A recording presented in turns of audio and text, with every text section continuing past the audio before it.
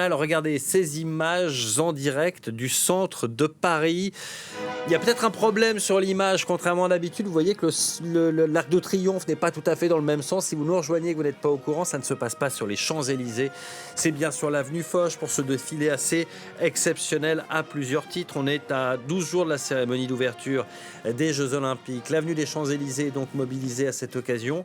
Ce défilé se déroule donc tout près de là, sur cette avenue Foch, avec, on l'a vu tout à l'heure, un hommage aux libérateurs de la France il y a 80 ans.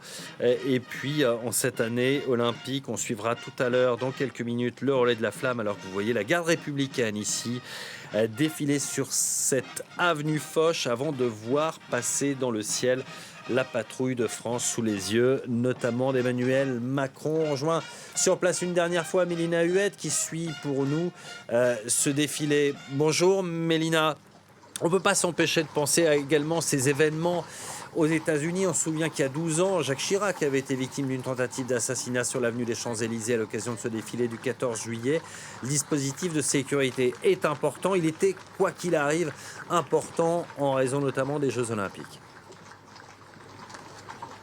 Absolument. Quoi qu'il arrive, conséquent avec des forces de l'ordre mobilisées depuis plusieurs semaines maintenant. Calé ce rendez-vous, ce grand rendez-vous du défilé militaire entre deux événements très importants. Le premier, c'était évidemment les élections législatives anticipées, quelque chose qui n'était pas prévu et qui a mobilisé de nombreuses forces de l'ordre. Et puis évidemment, les Jeux Olympiques, vous en parliez. Alors, quand on parle du défilé militaire, on se concentre sur ce qui se passe à Paris, mais évidemment, le 14 juillet, ce sont des célébrations partout dans toute la France. C'est plus de 130 000 policiers et gendarmes qui sont mobilisés sur tout le territoire, 11 000 rien que sur Paris. Vous voyez la garde républicaine qui passe juste derrière moi. Garde républicaine qui d'ailleurs parfois fait du service d'ordre lors des événements majeurs. Donc c'est à souligner évidemment. Le général Chassebeuf aussi qui est à proximité. Un homme très important parce qu'il s'occupe de sécuriser tout le processus, toute l'opération Sentinelle autour des Jeux Olympiques. C'est lui qui commande le défilé des troupes